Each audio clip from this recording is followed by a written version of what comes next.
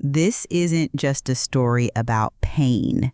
It's a story about healing, about a woman once broken by silence and another who refused to let her stay hidden. In a small town where whispers spread faster than truth, love dared to bloom. Not the kind of love that erases scars, but the kind that makes them part of something beautiful. Through judgment, through shadows, through sleepless nights, two women chose each other. They built gardens where there had been ashes, found laughter where there had once been fear, and discovered that survival is not the end of the story. Because real love doesn't just protect, it redeems, it rebuilds, it transforms. This is not a story about what was lost. It's a story about what was found, hope, healing, and each other. Before we dive in, tell me, where in the world are you watching from right now? And what time is it there? Drop it in the comments. I'd love to know. And don't forget, hit that subscribe button and join our family here at Revenge Unfolded. More stories, more healing, more truth. Always. Before you judge me, let me tell you the road that brought me here. On my 62nd birthday, I thought I was stepping out for a nice lunch. I had on my best sweater, even fixed my hair. I was expecting cake, maybe a laugh or two. Instead, I was handed a suitcase and left behind. And that was only the start.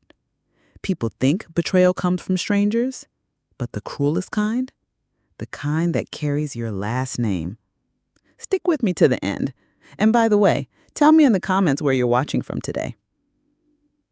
They say a mother's love never runs out, that it's patient, forgiving, eternal. I believe that with every fiber of my being. Every scraped knee, every late night fever, every school performance.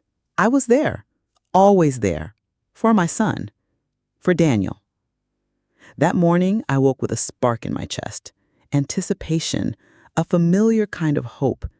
62, yes, living alone in a modest house in Springfield, Ohio, sure. But today was my birthday.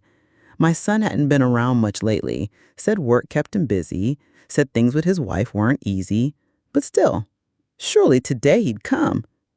I made pancakes, his favorite, set the table for two, waited. By noon, the second plate was still untouched. The hope in me sagged, but I refused to let it crush me. I scrolled through old texts, reread his words just to feel closer. At 1 o'clock, the doorbell finally rang. My heart leapt. I opened the door, and there he was. Daniel, that crooked grin of his, the one he always flashed when he wanted something. "Happy birthday, Mom," he said, holding out a cheap bouquet from the grocery store. I forced a smile, swallowed the sting in my chest, and hugged him anyway. "You came."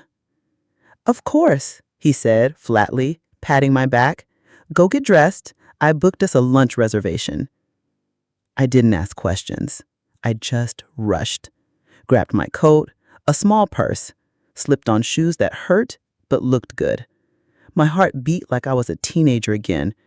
But instead of driving toward town, we turned down a long driveway lined with maple trees. Their leaves faded, gold and red. That's when I saw the sign. Maplewood Senior Residence. My stomach dropped. "Daniel, what is this?" He cleared his throat. "Mom, we need to be honest. It's not safe anymore. You live alone. You've been forgetting things." "What forgetting things?" I snapped. He kept talking, like I hadn't said a word. "This place is safe, comfortable. You'll be around people your age. Activities, meals, all taken care of." I laughed, but it wasn't laughter. It was something sharp, bitter. "You brought me here on my birthday?" He got out the car. "Come on, let's go inside." I didn't move. Couldn't. Then he opened the trunk. My suitcase was already packed. My breath caught in my throat. "You went through my things?" He sighed. "Don't make this harder than it needs to be." Inside, it felt like stepping into someone else's nightmare. Smiling faces at the front desk, the smell of bleach and overcooked peas.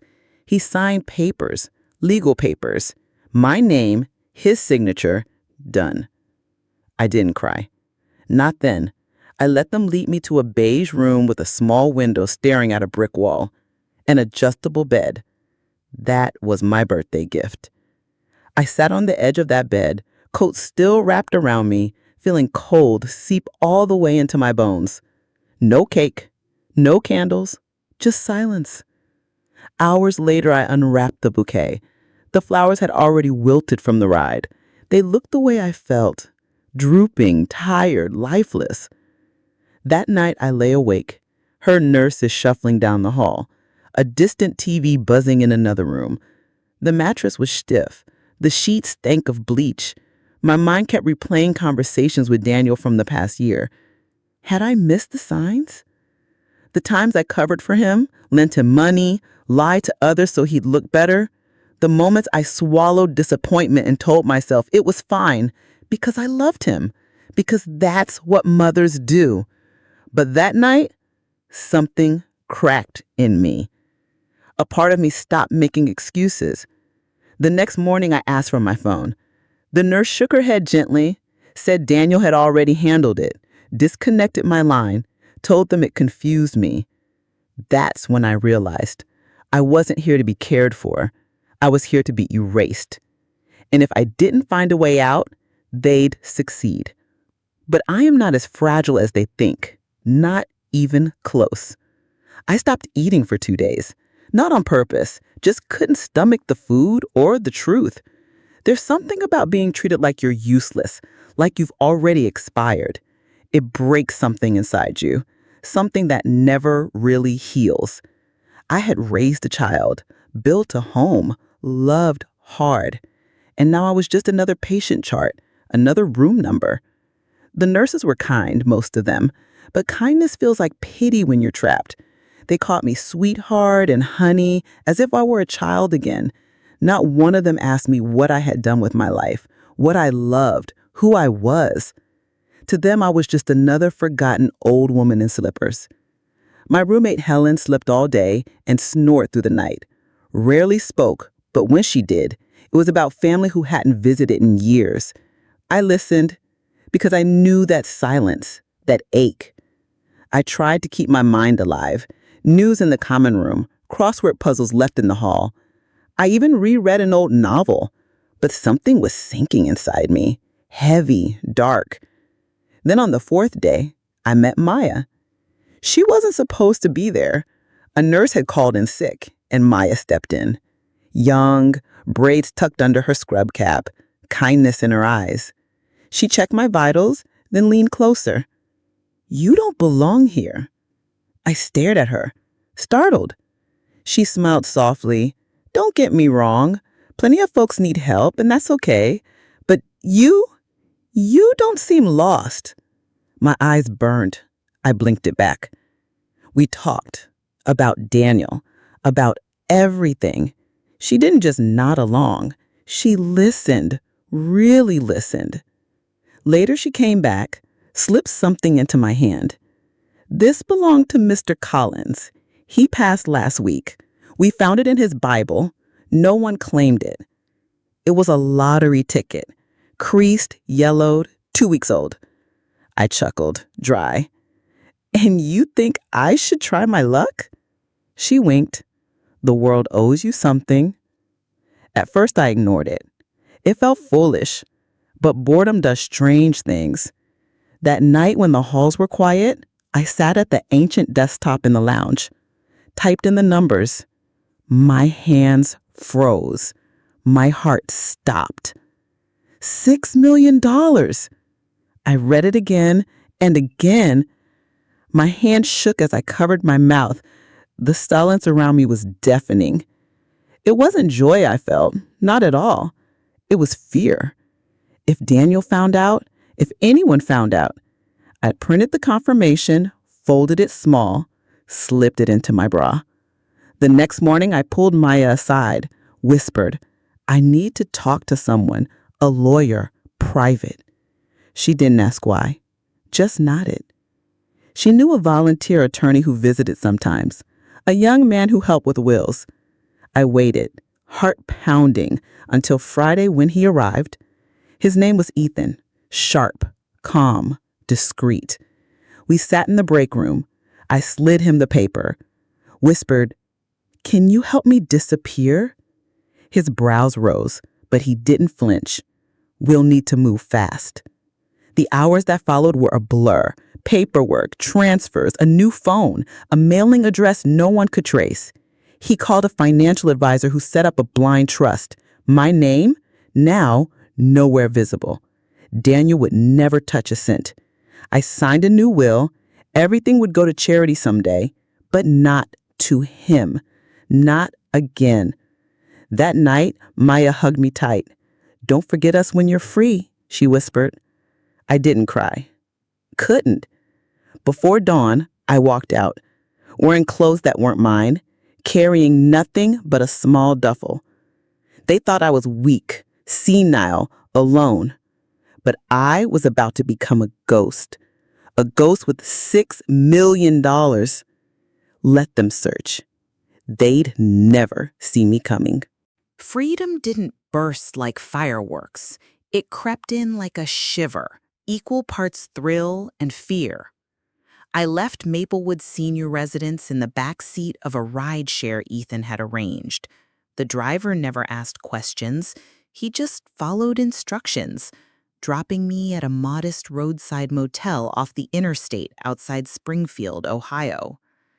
The air smelled of stale cigarettes and cheap disinfectant, yet to me it carried the faint, intoxicating scent of freedom.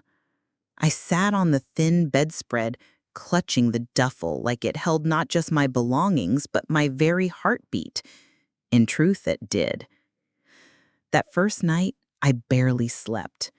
Every creak of the floorboards, every car door outside sounded like footsteps, like Daniel storming in, smug grin on his face, insisting it was for my own good. Once I almost picked up the phone to call him, to scream, to demand how a son could betray his own mother so cruelly. But what good would it do? Words don't stitch trust back together once it's burned to ash. So instead, I called Clara Benson, my oldest friend. We'd survived high school heartbreaks, marriages, divorces, and funerals together. Now she lived in Cincinnati, a widow with grown children scattered far from home. When she heard my voice, she gasped. "Maggie? Honey, where have you been?" Daniel said, "Don't believe a word of it," I cut in, choking on tears. "Can I come?" Her answer was instant. "Always. My guest room's waiting." 2 hours later, I stood on her porch, trembling from exhaustion. Clara hugged me so tight my ribs ached. "You look thin," she whispered, "and tired." I laughed through my tears. "You always were too honest." Her home was a sanctuary. She brewed tea, set biscuits on the table, and let me talk, or sit in silence without judgment. For the first time in months, I felt safe. But safety didn't silence secrets. That lottery ticket, those $6 million, burned a hole in my chest. Finally, I told her everything. Her eyes widened, but never once judged. She said, "Then you need a plan," she said firmly. "Money like that isn't just freedom, it's a target." She was right. 2 days later, Ethan called. "Everything's finalized," he said. "The trust is locked, funds are accessible, slowly, discreetly. No one will trace it back to you if you're careful." Careful. That word echoed in my head. I had spent decades being naive, believing love could blind a person to greed. Never again. Under Ethan's guidance, I opened a bank account under a legal alias, Margaret Lane. It felt strange signing a name that wasn't my own, but perhaps that was the point. Margaret Taylor had been betrayed. Margaret Lane would endure. The first time I used the new debit card, my hands shook. Just groceries for Clara. Bread, milk, apples. Nothing extravagant. Yet paying with my own money, on my own terms, filled my lungs with oxygen I hadn't realized I was missing. Still, paranoia clung to me. I avoided windows at night. I jumped at phone rings. My eyes scanned crowds, always bracing for Daniel's shadow. And then, there he was. Not in person yet, but on the evening news. Local man pleads for help finding missing mother. His face filled the screen, practiced sorrow dripping from every word. Daniel telling the world I was confused, vulnerable, unsafe without him. Lies. Convincing lies. I squeezed Clara's hand until her knuckles whitened. He's turning them against me. She snapped the TV off. Let him talk. You know the truth. But then came the knock. Detective Harris. Badge flashing, questions polite but sharp. Mrs. Taylor, or do you prefer Lane? My heart nearly stopped. Clara stood firm at my side. What's this about, officer? Your son filed a missing persons report. He claims you're at risk. We just need to confirm you're safe. I met his eyes, steadying my voice. I am safe. Safer than I've been in years. He studied me. Is someone coercing you? A bitter laugh escaped. Yes, my son, by putting me in a home against my will. He scribbled notes, pressed further. I answered clearly, refusing to waver. Finally, he nodded. Legally, you're free to choose your life, but ma'am, be careful. Family disputes over care and money get ugly. Money. The word pricked my skin. Did Daniel suspect? No, not yet. After Harris left, Clara hugged me. You passed the test, Maggie, but he'll try again. Men like Daniel don't div up when control is at stake. She was right. 3 nights later, the phone rang. Daniel. Mom, his voice cracked like the little boy he once was. Please, just come home. Rachel misses you. I miss you. My chest clenched. I wanted to believe him. God, I wanted to. But then I pictured that suitcase, those signed papers, the silenced phone line. No, Daniel, you don't miss me. You miss control. Silence. Then his voice turned cold. You'll regret this. The line went dead. Tears burned down my cheeks. Clara rubbed my shoulders. He can't hurt you unless you let him. But deep down, I knew he could, because love cuts deeper than greed ever will. That night, I decided I wouldn't run forever. If Daniel wanted a war, I'd fight, but on my terms. The warning came from Maya one evening, whispering so no one at Maplewood overheard.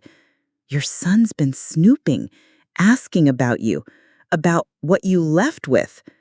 My stomach dropped. Did he know about the ticket? Ethan reassured me. Even if he suspects, the trust is airtight, but he'll use other weapons, guilt, manipulation. I already knew. The turning point came at the market. Clara and I browsing aisles when I felt eyes on me. I turned and froze. Rachel. My daughter-in-law. She looked thinner, worn. Her voice cracked as she whispered, Maggie, please don't be angry. I didn't know what Daniel planned. He told me it was for the best. Best. For him? For her? For anyone but me. Her hands trembled. She said, I never wanted this. I never agreed. For the first time, pity flickered. Maybe she too was a prisoner of his lies. But pity doesn't erase betrayal. I walked away without another word. That night, I lay awake. My fear wasn't just of Daniel anymore, but of what I was becoming. Harder, colder, sharper. I once believed love could save everything. Now I wasn't sure love could save anything. But one thing was certain. I wasn't going back. Not to Maplewood, not to Daniel's house, not to the version of myself that surrendered. The next chapter was waiting, and for the first time in years, I was ready to write it myself. Starting over at 70 felt like learning to walk again. Each step unsteady, fragile, yet everyone carried a strange thrill. Rachel urged me to find rhythm again. Structure keeps the mind clear, she'd remind me, handing me a steaming mug of coffee each morning. So I started small. Morning walks beneath the restless maples, cooking dinners I actually wanted to taste, reading before bed without interruption, little rituals that belonged to me, not to Daniel, not to anyone else. But freedom is delicate. His shadow crept into corners where even light struggled. One afternoon, Detective Harris stopped by Rachel's porch again. His voice was softer this time. "Mrs. Lane, I just need to confirm this is still your choice." I held his gaze steady. "Yes, Detective, I'm here because I want to be." He nodded, though something in his eyes said the story wasn't finished yet. Later, Rachel sighed. "He's right, Maggie. Daniel's not done. And you need more than hiding. You need purpose." She was right again. For years, I had poured myself out for others, my late husband, for Daniel, for Rachel, for anyone who needed me. But in all that giving, what remained for me? The answer came quietly, in the pews of St. Luke's. Rachel's parish welcomed us one Sunday. After Mass, she introduced me to Father Thomas, a man in his 60s whose kind eyes and calm voice wrapped around you like a blanket. "He helps people, people like you," Rachel whispered. At first I resisted. Therapy, counseling, it always felt like weakness. But Father Thomas didn't pry. He asked me only one question. "What do you want your last chapter to look like?" The word struck me like a bell.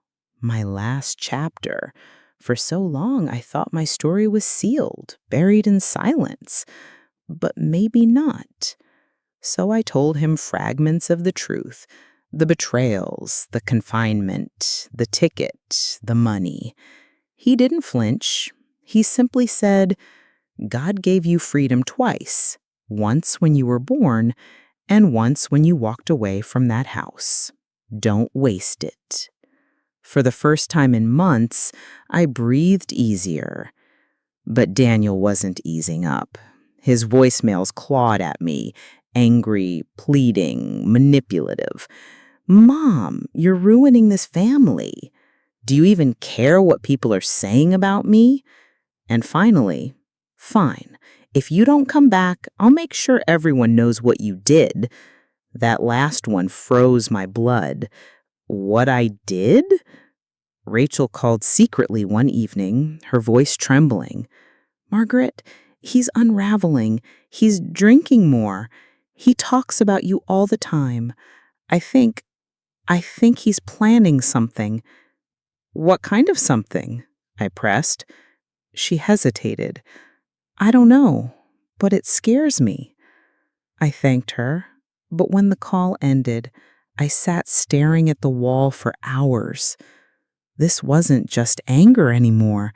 This was desperation, and desperate men are dangerous. Ethan, ever steady, advised caution. "Keep records. Save every voicemail, every message.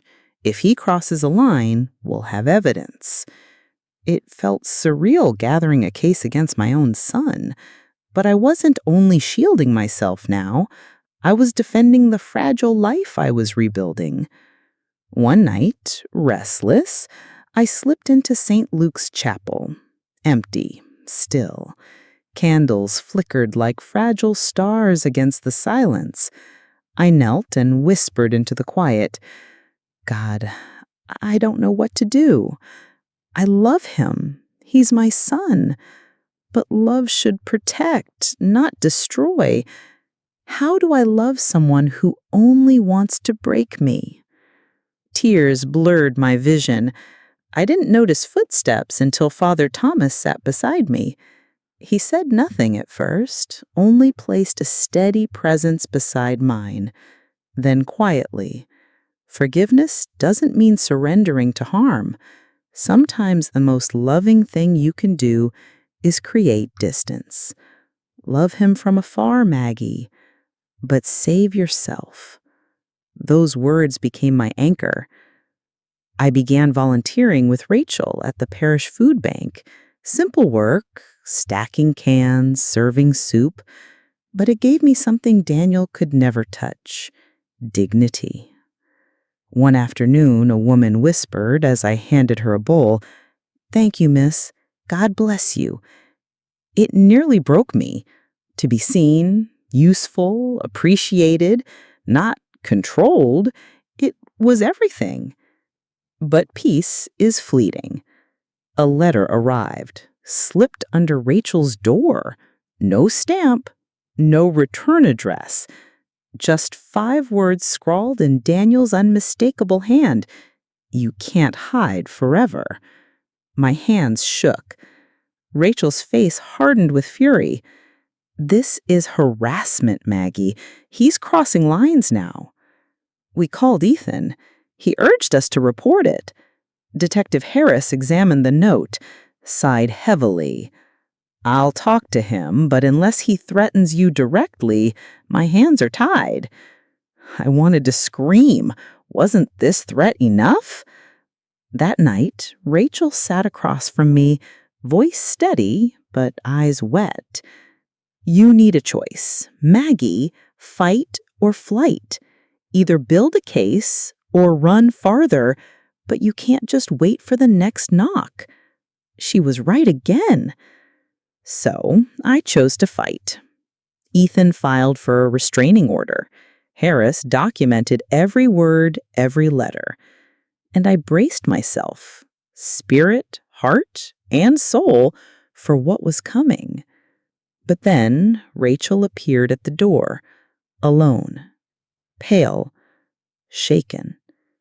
Margaret, she whispered, I had to come. Daniel's out of control.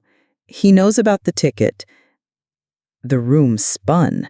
My heart slammed in my chest. How? She shook her head. I don't know, but he found something. But he's obsessed. He thinks you're hiding millions. Nausea coiled in me. Rachel reached for my hand. I'm scared of him. He's not the man I married anymore. Please tell me what to do. And as I looked into her broken eyes, I realized something. She wasn't just my daughter-in-law anymore. She was another woman ensnared by Daniel's darkness, just as I once was. And maybe, just maybe, we could save each other. Rachel's visit changed everything. Until then, Brandon was just my nightmare. But now, he was hers too. And nightmares, when shared, are heavier, but they're also clearer. She sat trembling at Clara's kitchen table, fingers locked around a mug she never drank from. Her voice was barely more than a whisper. He talks about you constantly. He says you betrayed him, that you'll come crawling back once you realize you have nothing. But when he drinks, her words trailed off, her eyes filling. I reached across, closing my hand over hers. Rachel, you're not safe there. You don't have to stay. But she shook her head. Fear etched deep. I don't know where else to go. He'll find me. Clara didn't hesitate. She stood tall, her voice firm. "Then you'll stay here, at least for tonight." It was instinct, protective. That was who Clara was.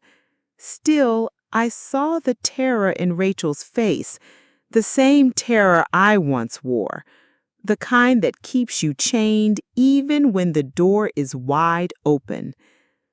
That night, I lay awake in Clara's guest room, staring at the ceiling. Rachel was across the hall.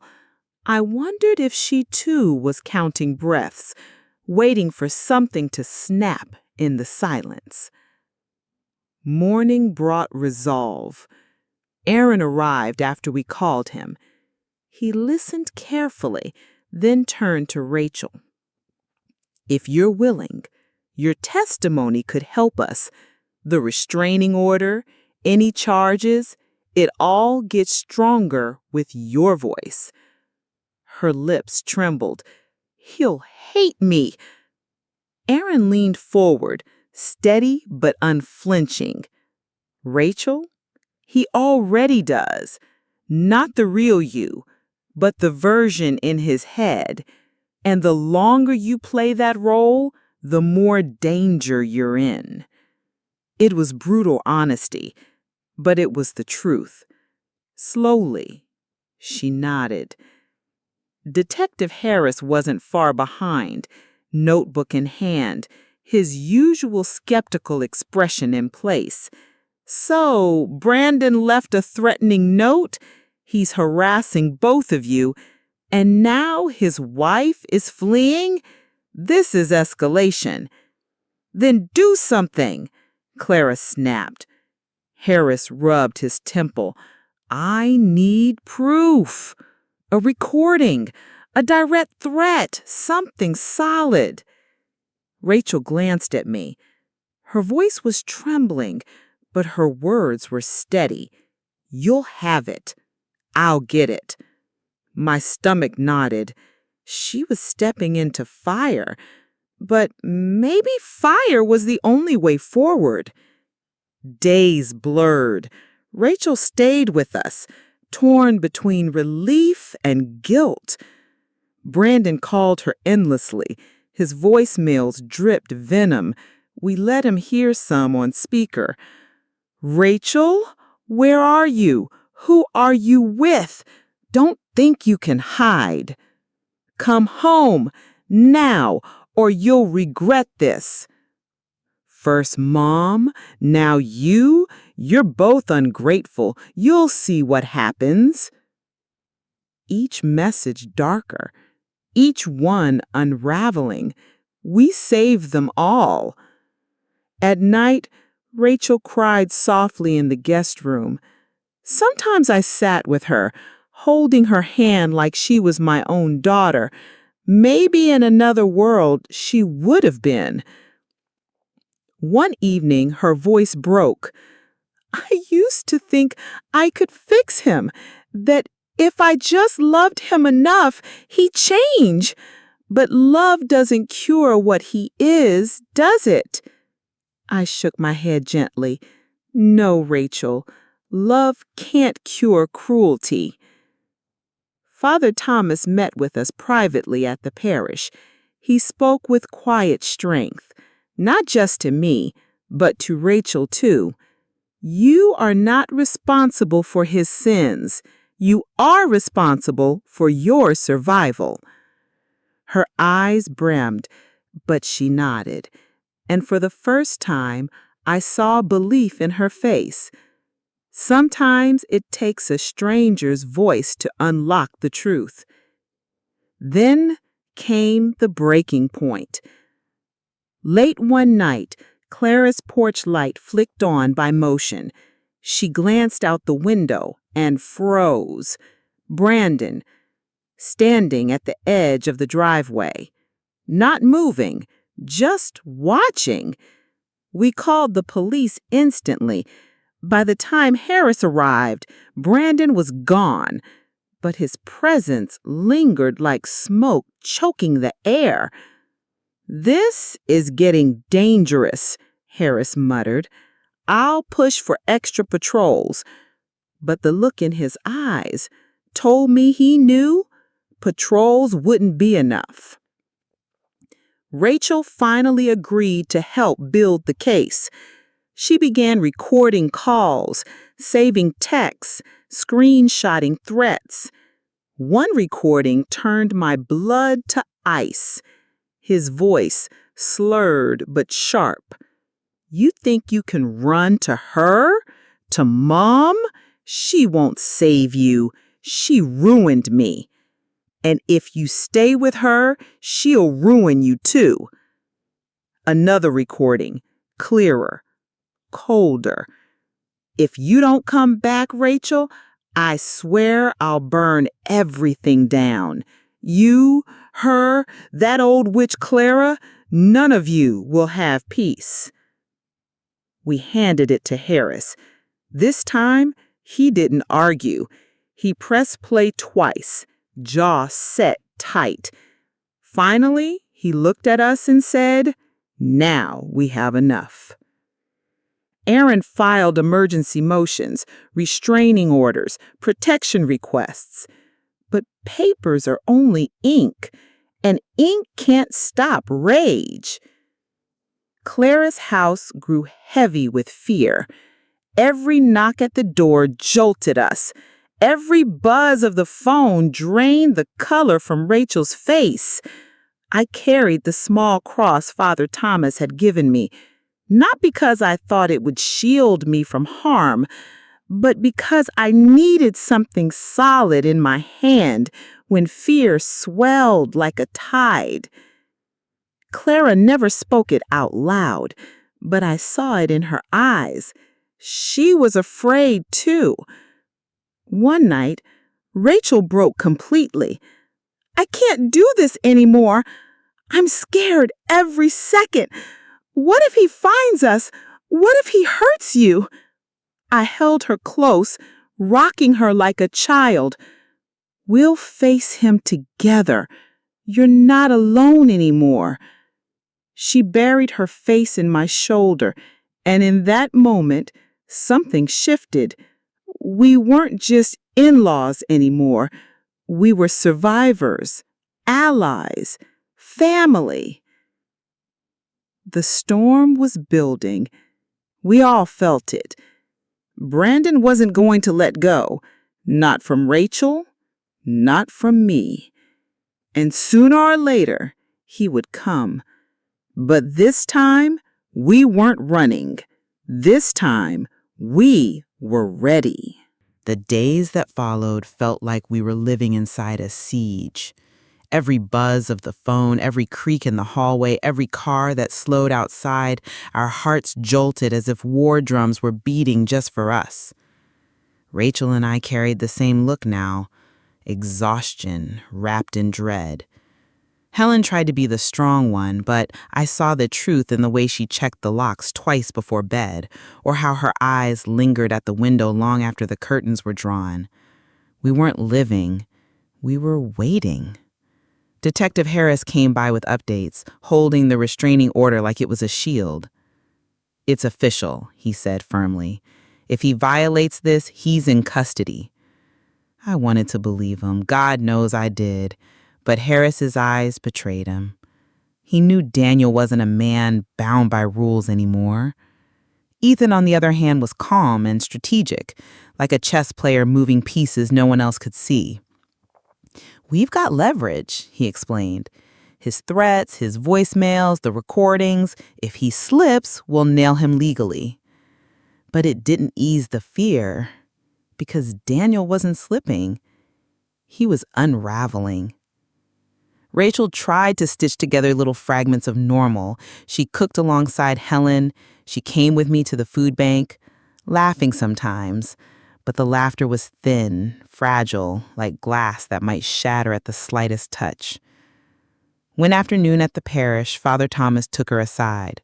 Later, she told me his words. "Your courage is greater than his rage." It gave her strength. It gave me strength, too. But then came the night everything changed. We were sitting in Helen's living room, me knitting, Rachel flipping through a magazine, Helen watching the news when the window exploded. Glass rained across the floor, a brick slammed down, heavy. Final. We screamed. Helen snatched the phone with trembling hands and dialed 911. I bent down, picking up the brick. A note was taped to it, the handwriting jagged and hateful. Last warning. Come home. Rachel's face drained of color. "It's him," she whispered. "He's here." We clung to each other, our hearts thundering until the distant wail of sirens cut through the night. Harris arrived, fury burning in his eyes. "This isn't a warning anymore," he said, voice sharp. "This is escalation. We'll patrol nightly. He won't get near you again." But even he didn't sound convinced. That night, Rachel crept into my room, tears streaking down her face. "Maggie, I don't think I can take this anymore." I gathered her close. "You're not going back to him." She shook her head, sobbing. "I don't want to. I feel like I'm drowning. He's everywhere. Even when he's not here, he's still here." I held her until her sobs slowed. "Then we'll fight together, whatever it takes." Something inside me hardened then. For months, I'd been running, hiding, hoping. But seeing Rachel collapse under the same weight I once carried, I couldn't let it go on. This wasn't just my fight anymore. It was ours. The next morning, I met with Ethan and Harris together. "I want to press charges," I told them. Ethan blinked. "Maggie, that means a trial, testifying, facing him." "I know." My voice didn't tremble. "But if we keep waiting, he'll destroy us. I'd rather face him in court than in my living room." Harris nodded slowly. "She's right. We have enough to start." Rachel squeezed my hand. "Then I'll stand with you." For the first time, we didn't feel like prey. We felt like fighters. But Daniel wasn't finished. 2 nights later, Rachel's phone rang. She froze, then answered on speaker. His voice poured out, venomous, frantic.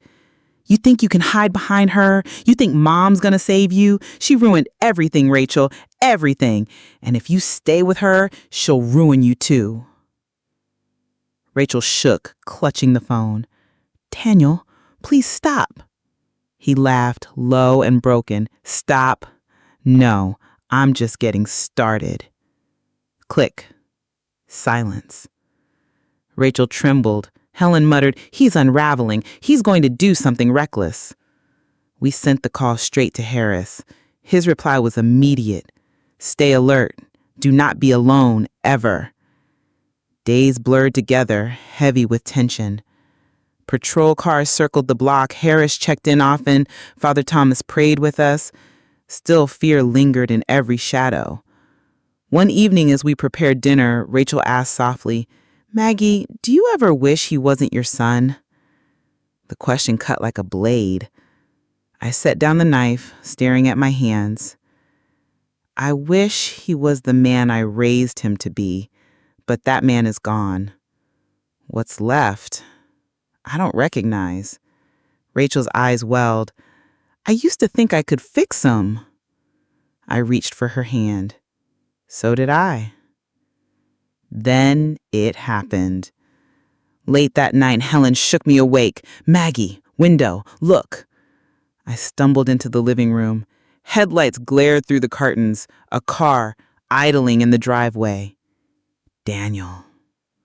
Rachel gasped, covering her mouth. We called 911. Harris raced over, lights flashing. But the car was gone. Still, Harris promised, "We'll find him. He can't run forever." But I knew better. Daniel wasn't running. He was circling. The night Daniel pounded on Helen's door changed everything. No more warnings, no more shadows on the edge of our lives. He wasn't circling anymore.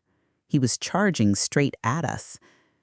When the chaos finally settled, Harris sat with us, his jaw so tight I thought it might crack.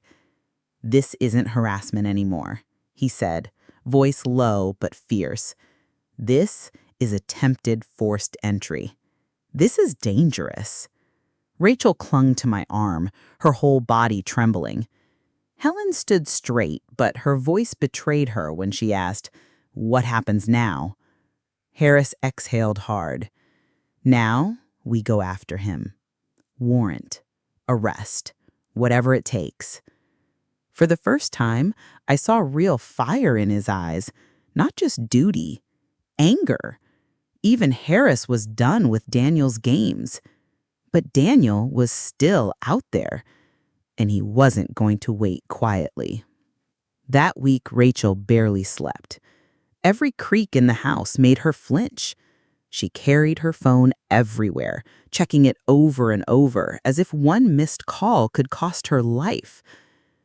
One night, she whispered to me in the dark, "I keep hearing his voice. Even when it's quiet, it's like he's inside me." I stroked her hair gently.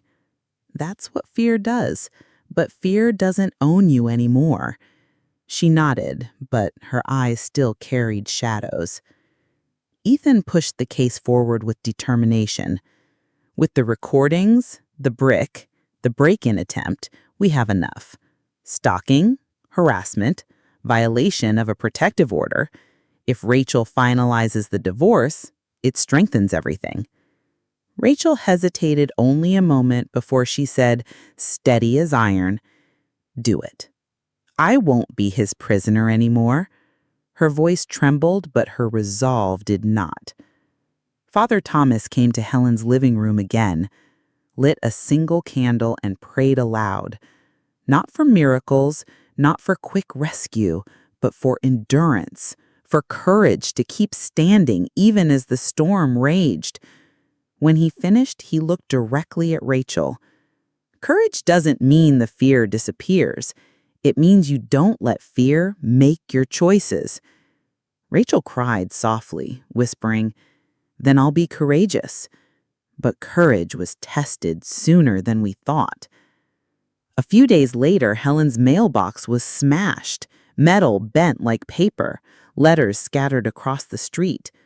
Among them was a single envelope with no stamp.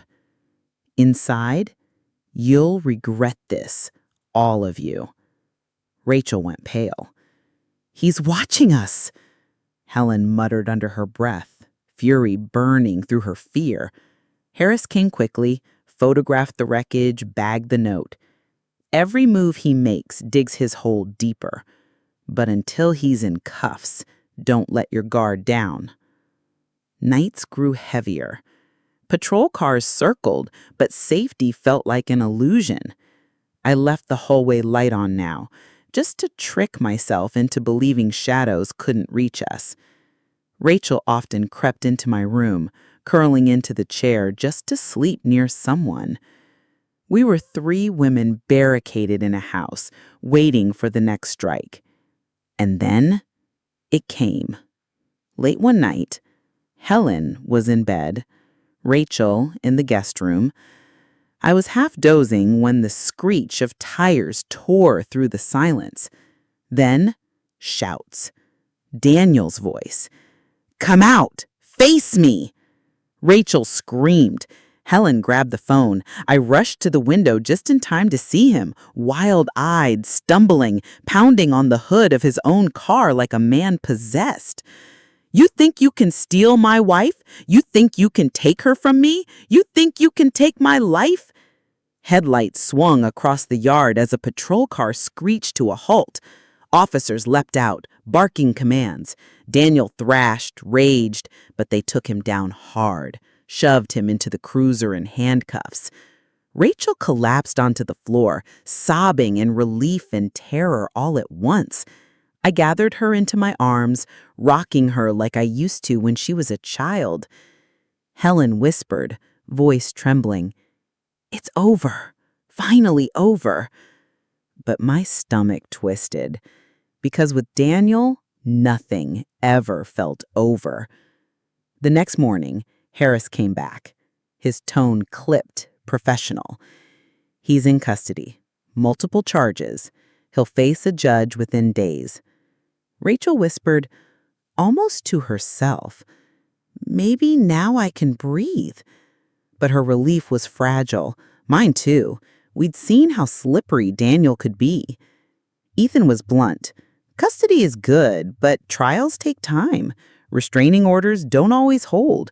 You have to stay vigilant. We nodded, but deep down, we prayed this was the turning point. For a few days, peace returned. Rachel even laughed again. Helen slept through the night. I found myself sitting on the porch with tea, feeling the breeze without fear. But peace after chaos feels like a trap. You never fully relax. You wait for the storm to return. One afternoon, Rachel asked me softly, Maggie, do you think he'll ever forgive us? I looked at her, weary but certain. Forgiveness isn't the problem. Obsession is. And obsession doesn't forgive. Her eyes dimmed, but she nodded slowly. Then came the hearing. We sat in court, the three of us, Rachel on one side, Helen on the other. Daniel sat shackled across the room, his eyes burning with hatred. When the judge read the charges, Daniel smirked, as if none of it mattered. Rachel leaned close, whispering, He's never going to stop, is he? I squeezed her hand tight. Then we never will. That night, back at Helen's, I prayed harder than I had in years. Not for Daniel to change, not for justice to be swift, but for us, to endure, to survive, to keep standing when he came again. Because deep down, I knew this wasn't the end. It was only the beginning of the fight. Daniel's arrest gave us a taste of freedom. For the first time in months, I slept a full night. Rachel smiled without forcing it. Helen even hummed softly while making coffee, as though a piece of her old self had returned. The very air in the house felt lighter. But fear is a shadow. Even with him behind bars, we kept glancing over our shoulders. Every knock at the door made us freeze. Every ringing phone sent our hearts racing. We were free, but not free. At the hearing, the judge announced bail. Ethan leaned close to us and whispered, If someone posts it, he could walk out. Rachel gasped, her voice breaking. You mean he could come back? Ethan's expression was grave. Yes, but with the protective order, another violation could mean jail for longer. Helen muttered bitterly, That's cold comfort when he's standing on the porch again. Harris overheard and stepped closer. Don't worry. If he's out, you'll know right away. I'll see to it personally. His reassurance was steady, but even his words couldn't erase the chill. 2 days later, Harris called. His tone was clipped, urgent. He made bail. Rachel broke into sobs. No, please, no. Helen slammed her fist on the kitchen table. This system is broken beyond repair. I felt the ground shift beneath me. What now? Harris was firm, almost cold. Now you prepare yourselves. We'll increase patrols, but he won't take this quietly. That evening, Rachel wouldn't eat. She sat by the window, her eyes scanning the street as though expecting him to appear any second. It's like he's already here, she whispered. I sat beside her. Rachel, listen to me. You're not the same woman who first came here trembling. You've grown stronger. He doesn't own you anymore. Tears filled her eyes. Then why do I still feel like I belong to him? I squeezed her hand. Because he planted fear deep. But even deep roots can be ripped out, and we'll rip them out together. The next day, Father Thomas visited again. Rachel sat across from him, wringing her hands nervously. "Why does God let him keep hurting us?" she asked, her voice small. The priest didn't flinch. "Because free will is a dangerous gift, but God also gives us the strength to resist evil, and that's what you're doing now. You're resisting." Rachel shook her head. "I don't feel strong." Thomas smiled gently. "Strength isn't always loud. Sometimes it's just choosing not to run. You're still here. That's strength." Rachel exhaled shakily, and for the first time in weeks, I saw a flicker of peace cross her face. But Daniel was patient. Too patient.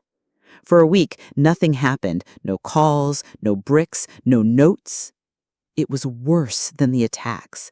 The silence was suffocating, each hour heavy with dread. Helen muttered one night, "He's planning something."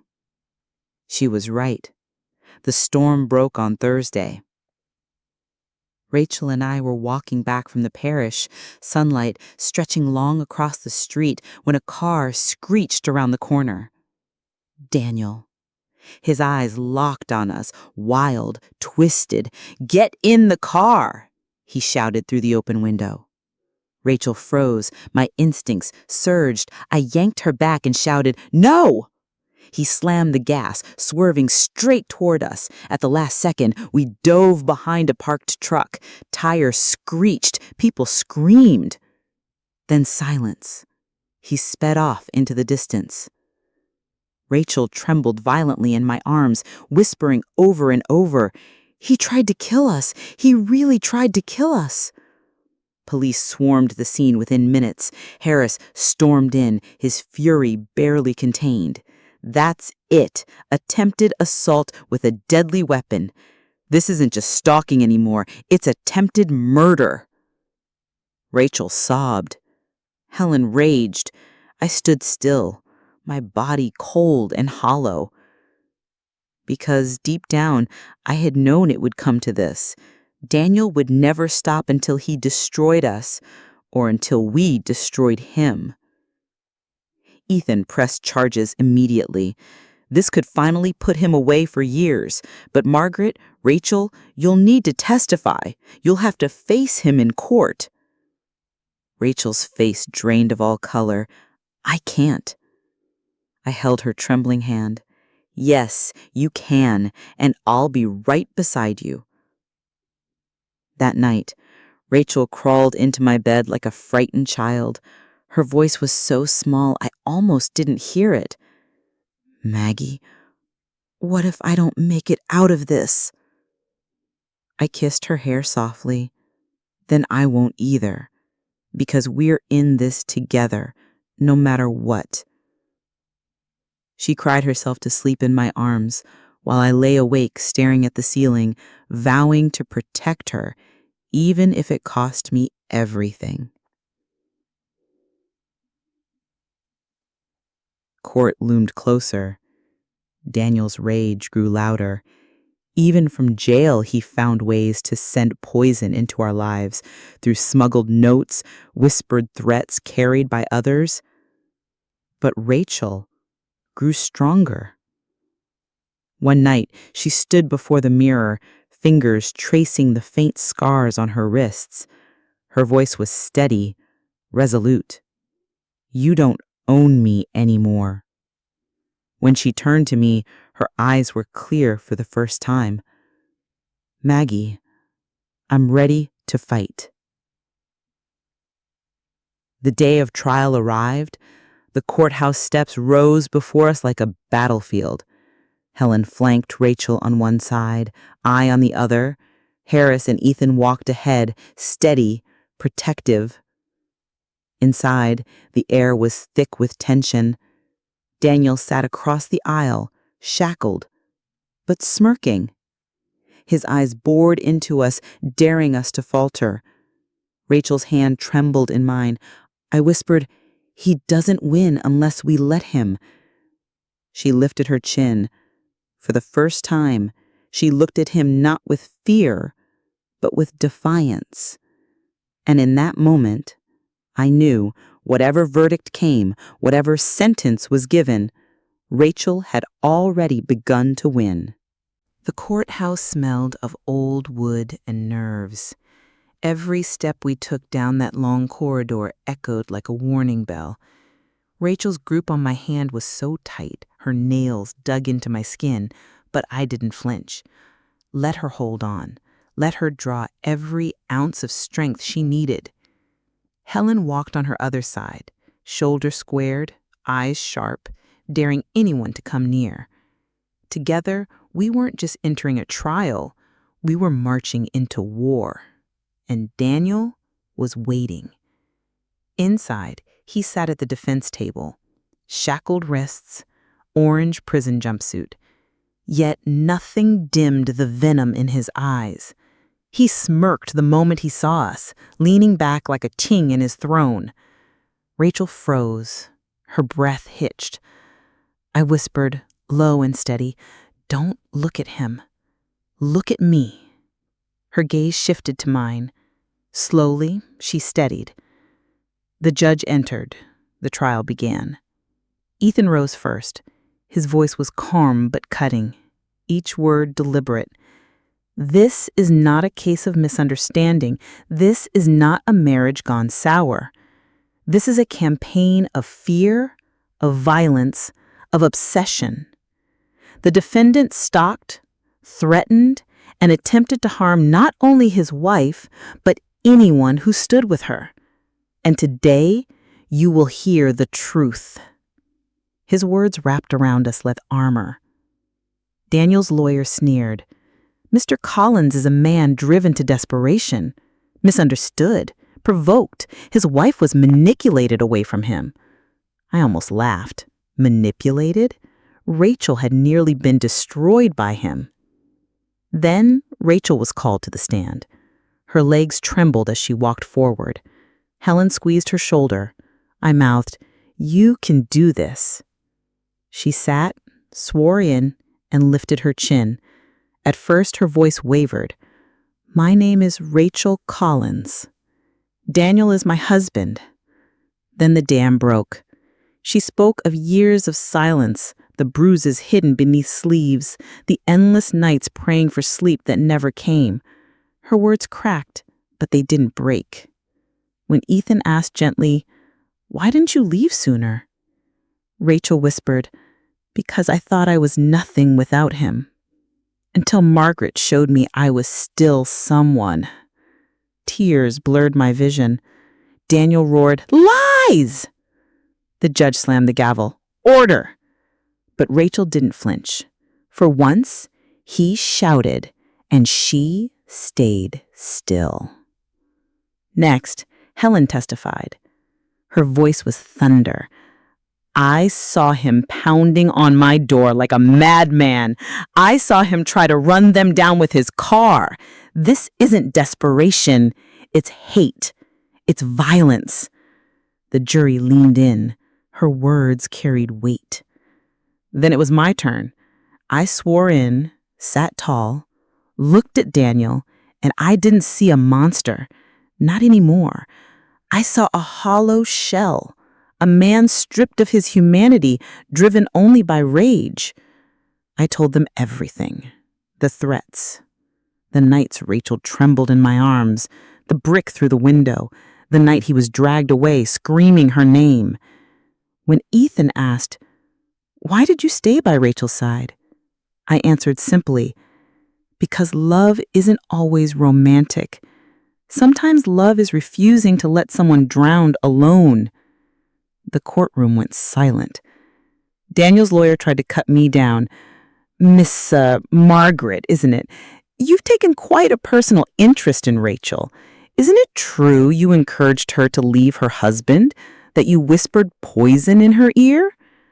I leaned forward. My voice didn't shake.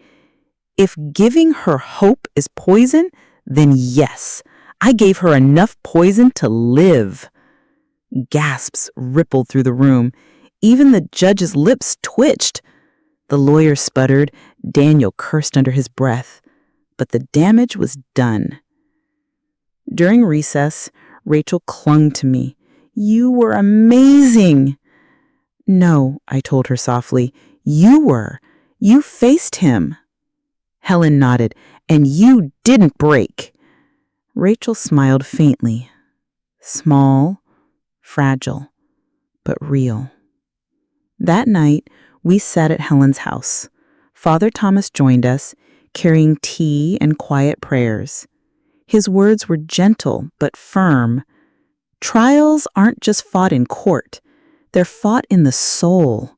You've already won part of this battle because you didn't run. Rachel's voice was barely a whisper. But what if they don't convict him? Father Thomas met her eyes. Then you still walk out free because you are no longer his. The days blurred. Witnesses testified, evidence mounted, recordings, letters, the smashed mailbox, photos of the car that nearly struck us. Each piece was a nail in Daniel's coffin. Still, he never stopped glaring. That smirk never fully left his face. Finally, the closing arguments arrived. Ethan's voice rang clear.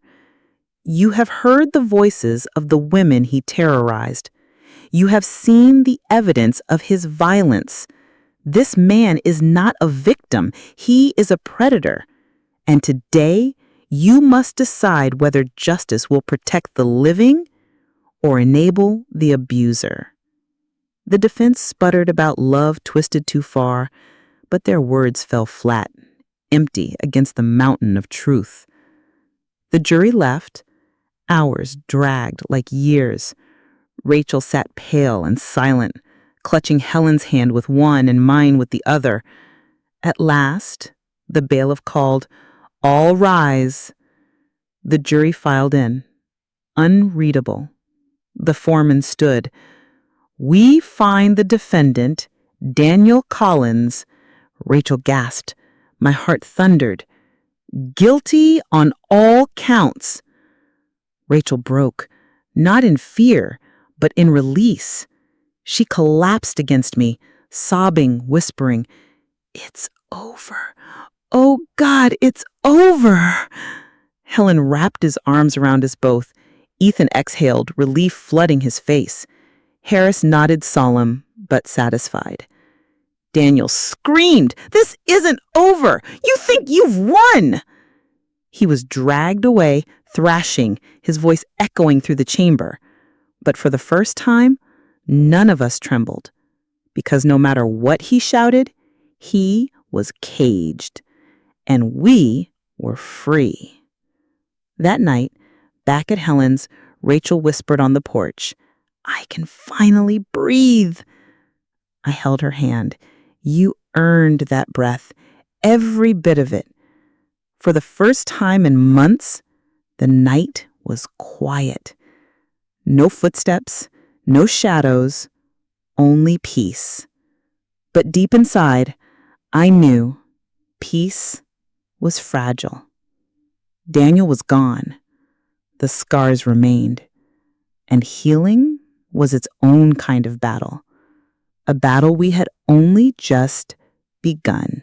The first morning after the verdict, the house felt different, quiet. For months, silence had been suffocating, pressing against the walls, a reminder of danger crouching just beyond the door. But that morning, the silence was something else entirely. It was peace, soft, breathing, alive. Rachel woke before me. I found her wrapped in a blanket, standing by the window. The sunrise spilled through the trees, turning the world gold. She was crying, but there was a small, fragile smile on her lips. It feels unreal, she whispered. Like if I blink, he'll still be there. I wrapped my arms around her from behind. He's not. And even if he tries, we won't ever face him alone again. She leaned back against me, trembling. But this time, the trembling wasn't fear. It was release. The days that followed were strange, in the best way. Rachel laughed for the first time in months, at something Helen said about ruining soup. It was only a chuckle, but it was laughter. Real. Alive. She walked barefoot in the yard just to feel the grass beneath her feet. She wrote for hours in a little journal Father Mark had given her, pouring her thoughts onto paper instead of locking them away. Some days she smiled. Some nights she still woke up screaming. Healing didn't arrive in a straight line. It came in waves, but the waves were slowly carrying her back to herself. One afternoon, Helen sat across the table, arms crossed, eyes narrowed, like she was plotting mischief. Rachel frowned. "What?" "You," Helen said firmly. "You've been wearing that same sweater for a week. We're going shopping." Rachel blinked. "Shopping?" "Yes, new clothes, new start." She hesitated. "I don't know if I'm ready." I reached across the table, touching her hand. "Maybe it's not about the clothes. Maybe it's about choosing something for yourself again." Her eyes softened. She exhaled slowly. Then she nodded. At the store, she stood before a mirror holding a soft blue dress against her body. At first, she looked uncertain, like the mirror was playing tricks on her. But then she turned, and her reflection smiled back. "It's me," she whispered. "I look like me again." My throat tightened. She didn't just look like herself. She was becoming herself. Helen grinned knowingly. "Told you so?" Healing doesn't always announce itself with fireworks. Sometimes it's a laugh. Sometimes it's a new dress. Sometimes it's choosing to sleep with the bedroom door unlocked. The first night she tried it, Rachel barely slept, tense, waiting for footsteps that never came. The second night, her breathing eased. By the third, she was asleep in my arms, safe and unbroken. Father Mark visited often. He never lectured. He simply sat with us, sipping tea, listening. One evening, Rachel asked him quietly, "Do scars ever go away?" He smiled gently. "No, but scars aren't wounds. They're proof you've healed." Rachel touched her wrist, tracing faint lines from years long past. For the first time, she didn't hide them. Detective Harris stopped by too, off duty, no badge. Just himself. He said, just checking in casually. But when he saw Rachel smile, his face softened. "You're doing better," he told her. "I'm trying," she admitted. "That's more than enough," he said. Before leaving, he looked at me. "You did right by her." I shook my head. "She did right by herself. I just stood with her." He nodded, understanding. One evening, as the sun dipped low and the air smelled faintly of lilacs, Rachel and I sat together on the porch steps. She rested her head on my shoulder. "Do you ever wonder what comes next?" she asked softly. "All the time," I admitted. "But I think it's whatever we choose." Her hand found mine, warm, steady. "I want to choose life," she whispered. "I want to choose us." My heart tightened, not with fear, but with a fullness I hadn't dared let myself feel.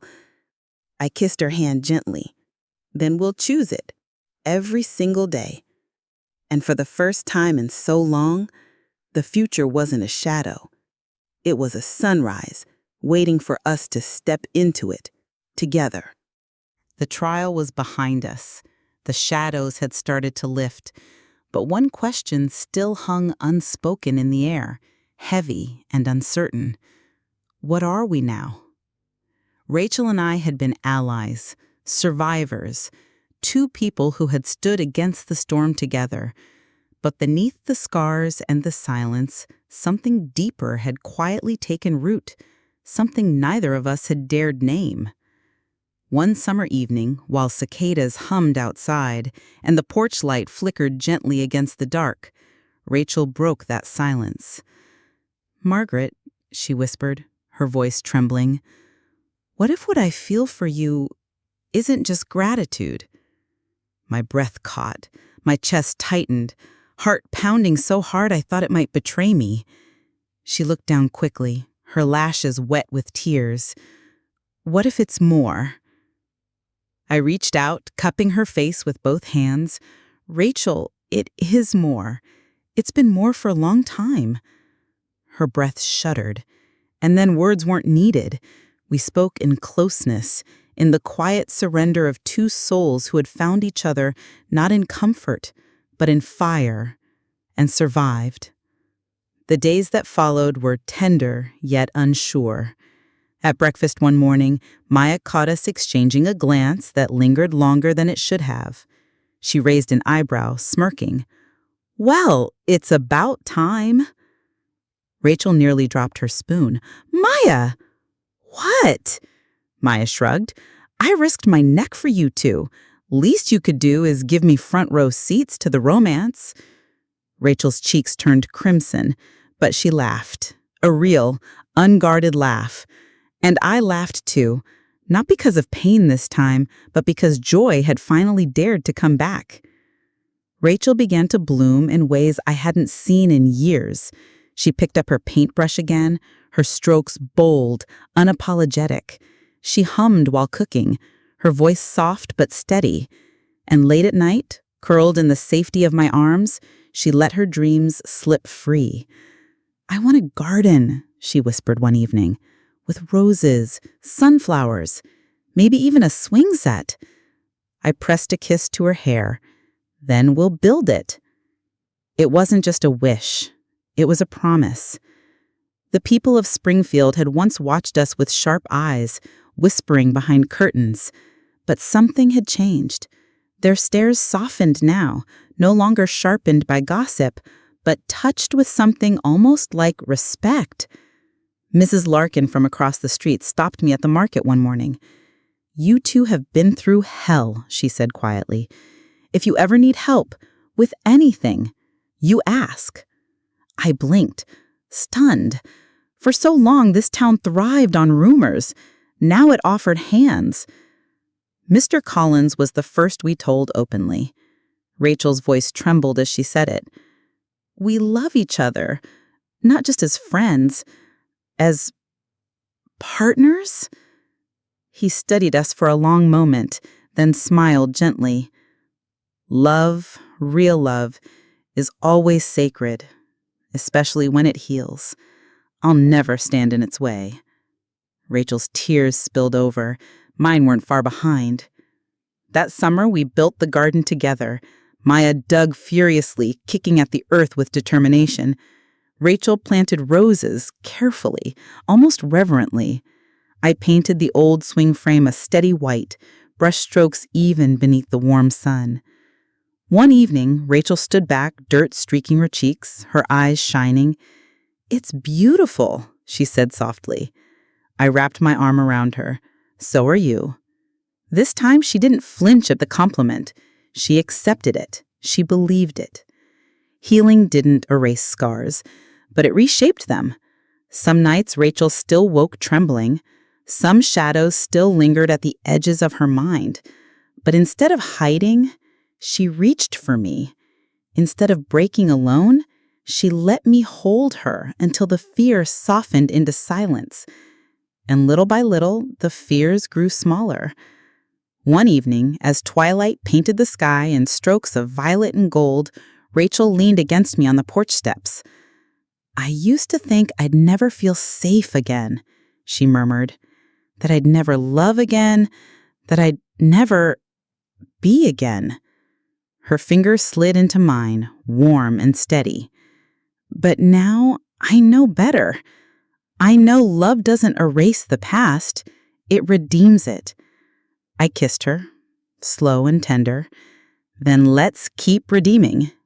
She smiled, a smile full of tomorrow.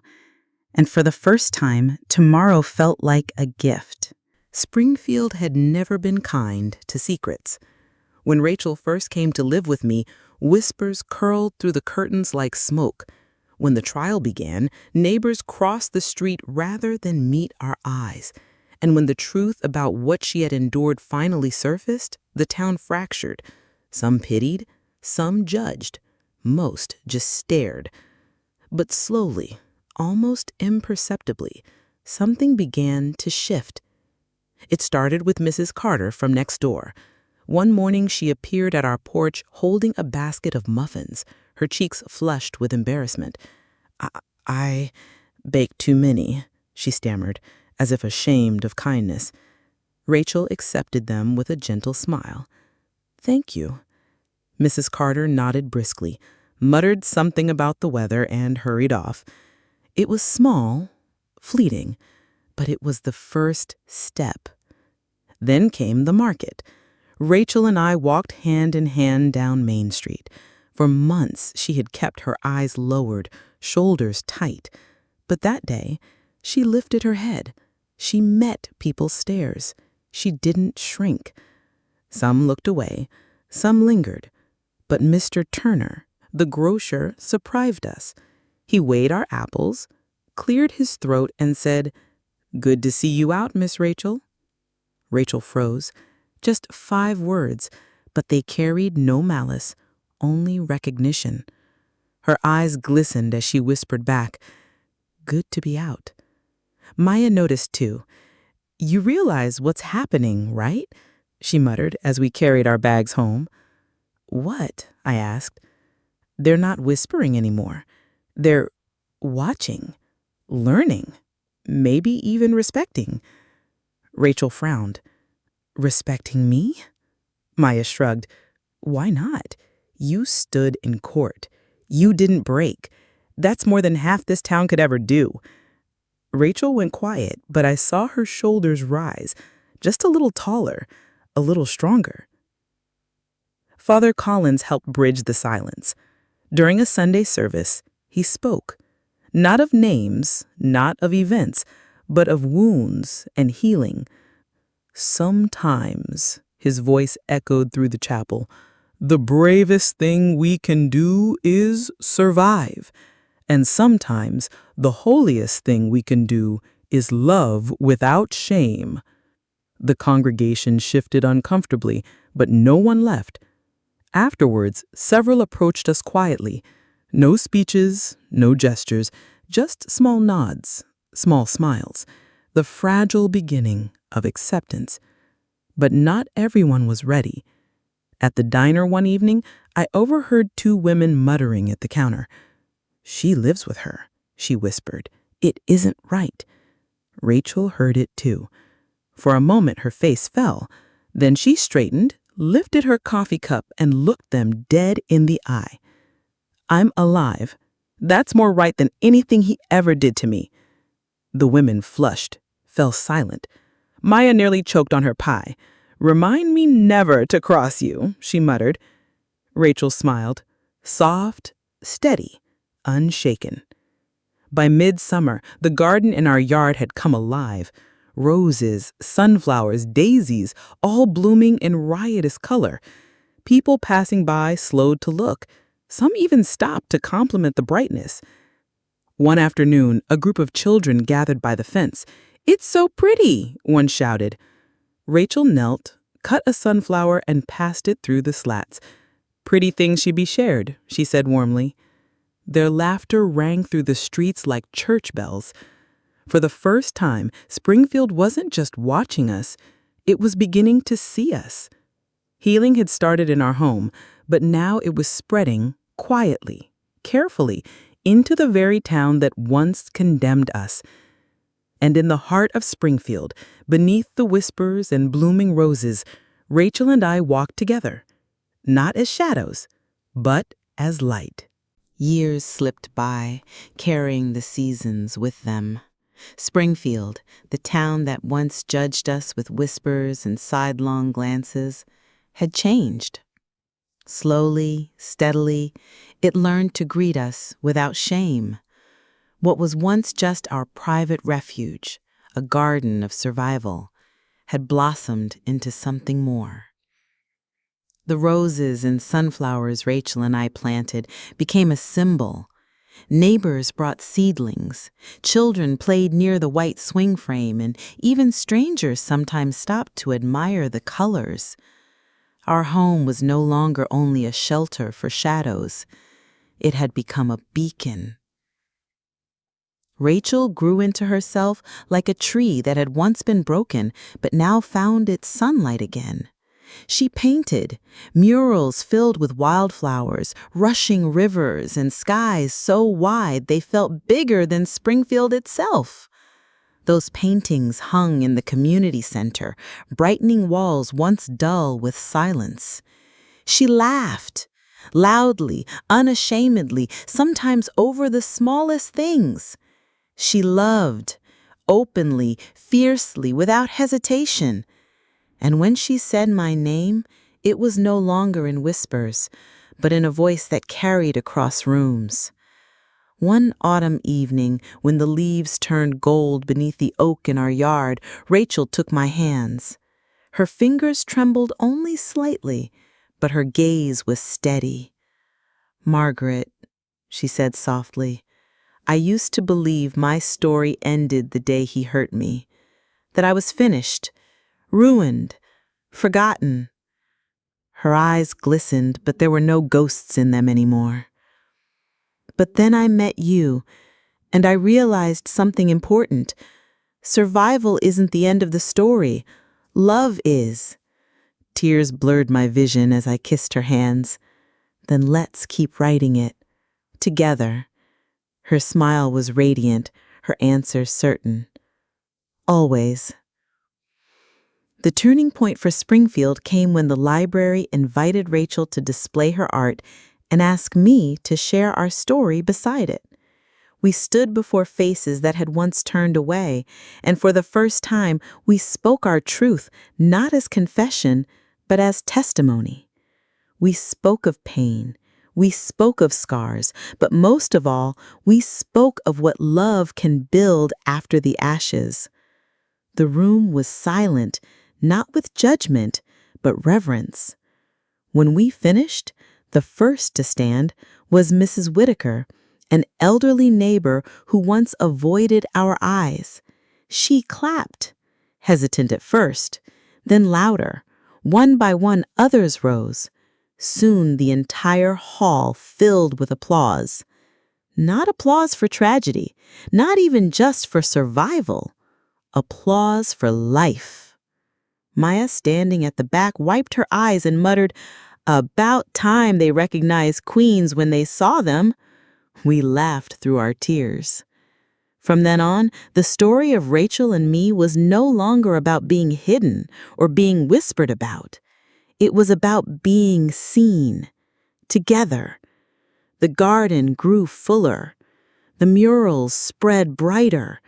And every day we lived by a quiet vow, never again to let fear steal tomorrow. I remembered the words Father Collins once spoke in church. "Love that heals is love that lasts." Now I finally understood.